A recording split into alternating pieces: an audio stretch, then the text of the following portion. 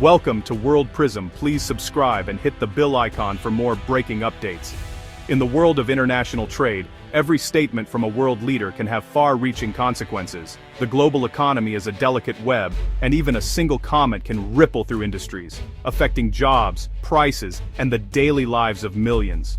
A leader's words can send shockwaves through markets, causing investors to react instantly and companies to rethink their strategies. When it comes to commodities, like lumber, these reactions can be especially dramatic, given how essential wood is to construction and manufacturing.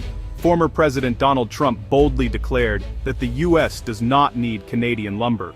This was not just a passing remark, it was a clear signal of his administration's approach to trade with America's northern neighbor. This statement became a cornerstone of a protectionist trade policy, one that aimed to shield American industries from what Trump described as unfair foreign competition. The administration argued that by limiting Canadian imports, American sawmills and workers would be better protected and more competitive. American lumber producers have long argued that their Canadian counterparts benefit from government subsidies and access to vast, government-owned forests, allowing them to sell lumber at prices U.S. companies simply can't match. This, they claim, puts American jobs and businesses at risk. By making such a strong declaration, Trump signaled a commitment to leveling the playing field, even if it meant disrupting a supply chain that had existed for decades.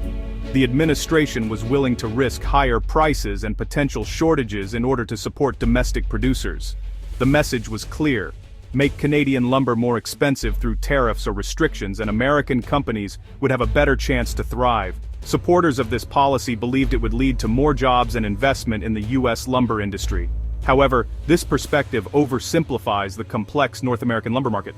The reality is that the U.S. and Canada have deeply intertwined economies, especially when it comes to natural resources like lumber.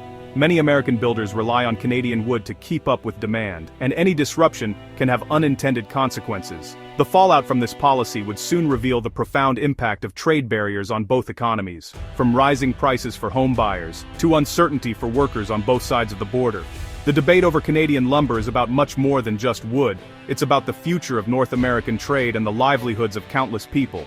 Despite heated political debates and ongoing trade disputes, the reality is that the United States is, by far, the largest consumer of Canadian softwood lumber. While politicians may argue about tariffs and trade balances, the demand for Canadian wood in the U.S. remains constant and overwhelming.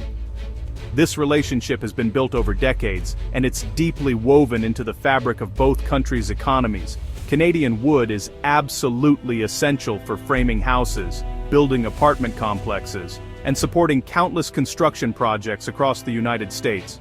From the smallest rural homes to the largest urban developments, Canadian lumber is a foundational material that keeps the American construction industry moving forward. In fact, Canada supplies up to 30% of the softwood lumber consumed annually in the U.S., making it the single largest foreign supplier.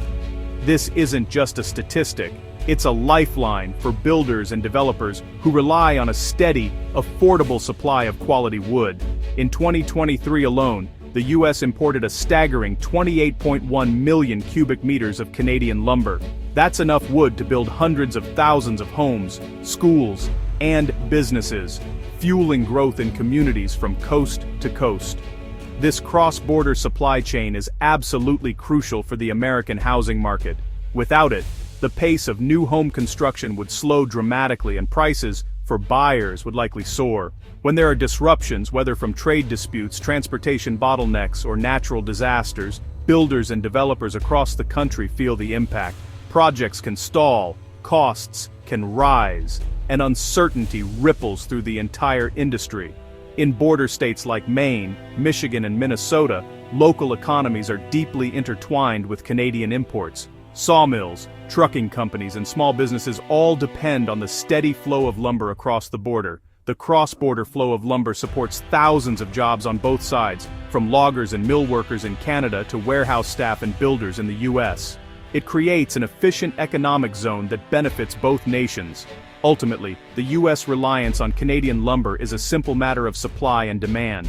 The American appetite for wood far exceeds what domestic producers can supply. American construction projects require more lumber than U.S. forests and mills can provide, making imports not just convenient, but absolutely necessary to keep up with demand.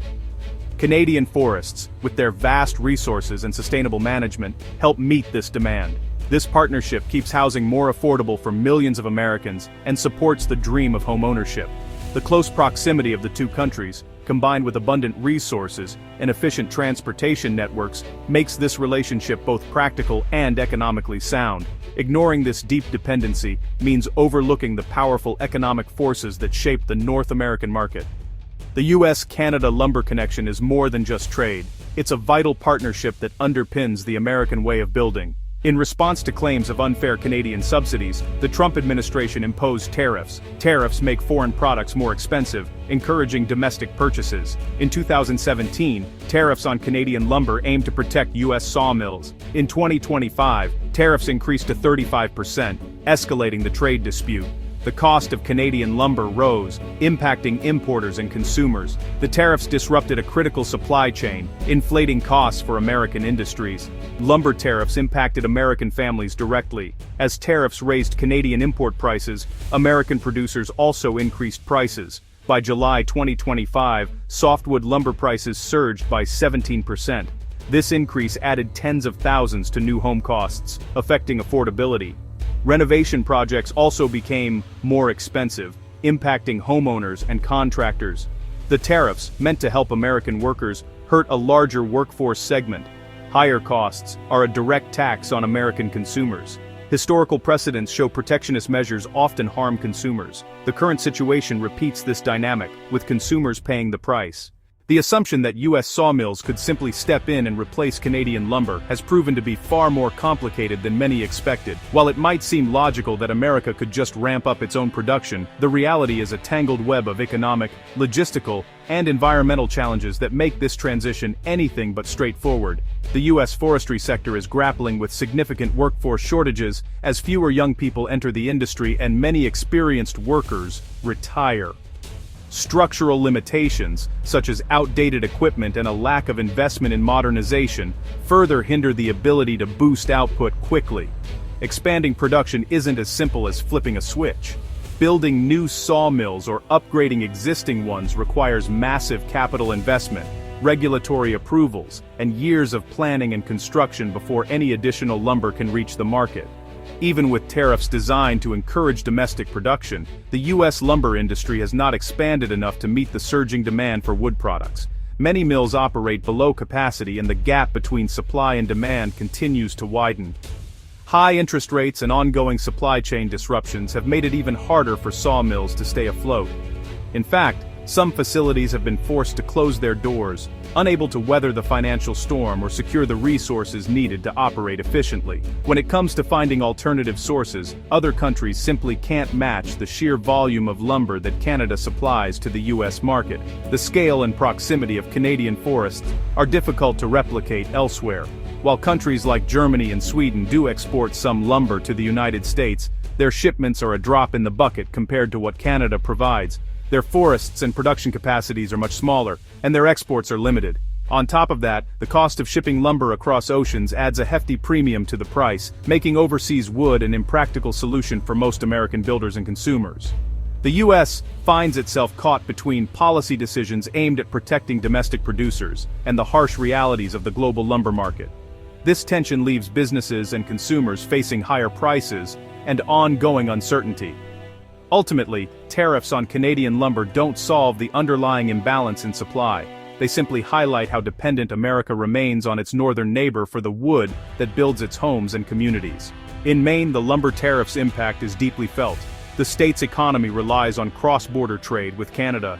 Tariffs disrupted this integration, raising costs for businesses. Maine's forest products industry faces increased input costs and uncertainty.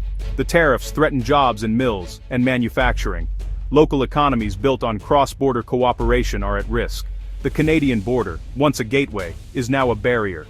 Protectionist policies can backfire, harming those they aim to protect. The Trump administration's tariffs face legal challenges. A court ruling questioned the legal grounds for the tariffs. Experts argue tariffs may violate international trade agreements. Legal battles challenge the executive branch's trade powers. The future of US-Canada lumber trade is uncertain. Possible outcomes include negotiations, legal rollbacks, or further escalation. Consumers face continued volatility and fluctuating prices. The lumber tariffs highlight unintended consequences of protectionism. America's need for wood extends beyond its own forests.